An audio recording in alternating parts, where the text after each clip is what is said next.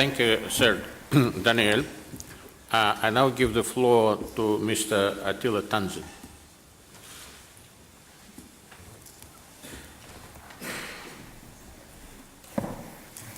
Thank you, Mr. President. Mr. President, members of the Tribunal, it is a great privilege for me to be appearing before you for the first time, and especially to do so on behalf of my country.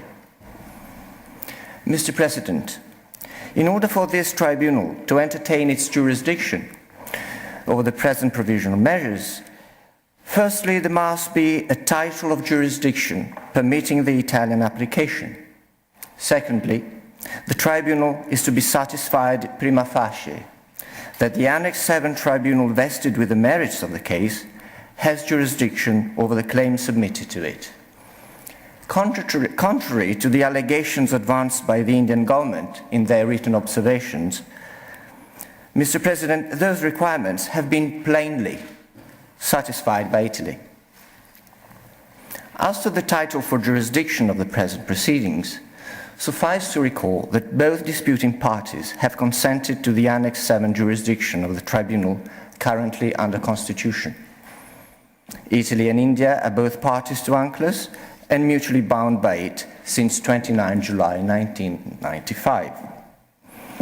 However, India, differently from Italy, has made no declaration accepting any of the means of dispute settlement listed in Article 287, paragraph 1. Consequently, lacking agreement between the parties on such other means of dispute settlement, they have consented under Article 287, paragraph 5, to submit to an Annex 7 arbitration procedure any dispute concerning the interpretation or application of the present convention. Furthermore, in conformity with Article 290, paragraphs 1 and 5, Italy duly submitted the present dispute to Annex 7 arbitration on 26 June this year. The constitution of the Annex 7 Tribunal is currently pending. Mr. President, turning now to the second requirement, according to Article 290, paragraphs 1 and 5, this tribunal needs to consider prima facie whether the Annex 7 Tribunal under Constitution has jurisdiction over the merits of the present case. As it has been authoritatively stressed, the assessment of prima facie jurisdiction is a question, and I quote, not whether there is conclusive proof of jurisdiction, but rather whether jurisdiction is not so obviously excluded, unquote. Mr. President, members of the Tribunal, Italy considers that the law and the facts of the present case, as they have been described by Sir Daniel Betterham before me, manifestly show that the Annex 7 Tribunal under Constitution will have more than simply prima facie jurisdiction over the merits of this dispute. This tribunal, in Arctic Sunrise, drawing on its 6 precedents most consistent on the point in issue, concluded in the sense of the existence of prima facie jurisdiction after stressing that, and I quote, the tribunal is not called upon to establish definitely the existence of the rights claimed by the Netherlands, unquote. It also felt the need to determine that, and I quote again, the provisions of the convention invoked by the Netherlands appear to afford a basis on which the jurisdiction of the arbitral tribunal might be founded, unquote. Such statement, Mr. President, confirmed the consistent case law of this tribunal to the effect that it is to be content that the submissions on the merits of the case by the requesting party fall within the scope of the jurisdiction of the tribunal, which is to pass judgment on them. Sir Michael Wood will illustrate after me the rights invoked by Italy in its notification and request. However, permit me to anticipate that each and all of such rights fall squarely within the scope of the law applicable to the merits of the present case. Indeed, all the Italian submissions are deeply rooted in UNCLOS, namely in Part 2 on the territorial sea and contiguous zone, 5 on the exclusive economic zone, and 8 on high seas, notably with reference to Articles 2, Paragraph 3, 27, 33, 56, 58, 87, 89, 92, 94, 97, 100, and 300 of the Convention. Mr. President, the unilateral assertion of one's own claims would certainly not be sufficient as such to fulfill the basic jurisdictional requirement of the existence of a dispute between the parties. In Georgia versus Russian Federation, building on established international case law, the International Court of Justice, building on its own, amongst others, precedents, stressed the existence of a dispute as a matter for objective determination by the court. In doing so, it recalled the famous dictum in Mavramatis, whereby, quote, a dispute is a disagreement on a point of law or fact, unquote. The general jurisdictional requirement of the existence of a dispute is enshrined in UNCLOS in Article 288, and it underpins the whole of Part 15 of the Convention on the Settlement of Disputes.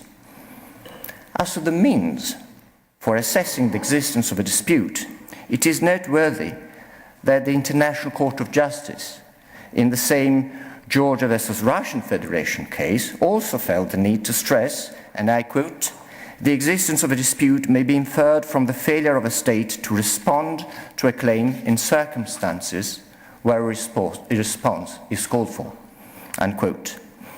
The court went on to state that, and I quote again, while the existence of a dispute and the undertaking of negotiations are distinct as a matter of principle, the negotiations may help demonstrate the existence of the dispute and delineate its subject matter, unquote.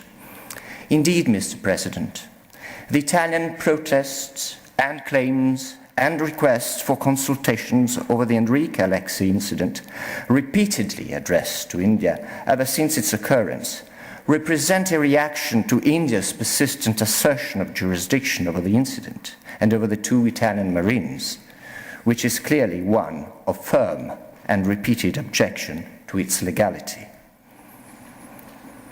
The combination of such juxtaposed conducts and attitudes unquestionably reveals a disagreement between Italy and India, which amounts to a dispute over the interpretation and application of the Convention and the international rules invoked by Italy in the present proceedings. The assertion advanced by the Indian government in their written observations that, and I quote, the subject matter of the dispute does not fall within the ambit of the Convention, unquote, only corroborates the evidence of the existence of such a dispute.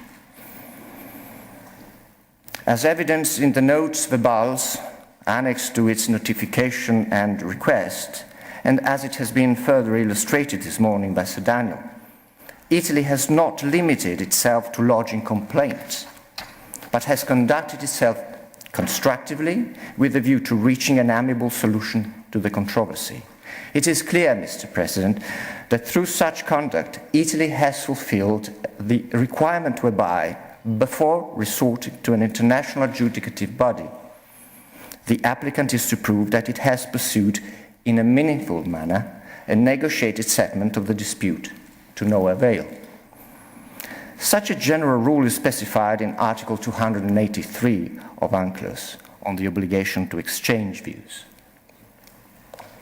The assessment that good faith attempts at amicable settlement are definitely to no avail requires caution on the part of the claimant.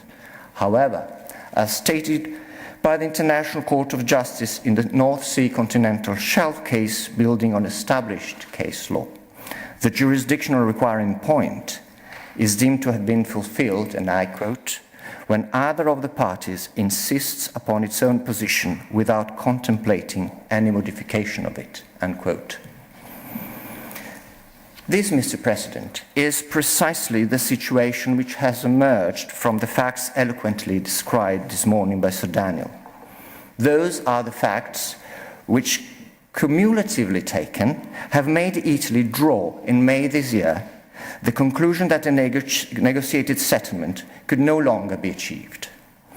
such circumstances are precisely of the kind envisaged by this tribunal when stating in Mox Plant that, and I quote, "A state party is not obliged to continue with an exchange of views when it concludes that the possibilities for reaching agreement have been exhausted," unquote. Mr. President, that concludes my presentation on jurisdiction. May I kindly invite you to call upon Sir Michael Wood to the podium to continue the Italian submissions. Thank you, Mr. President.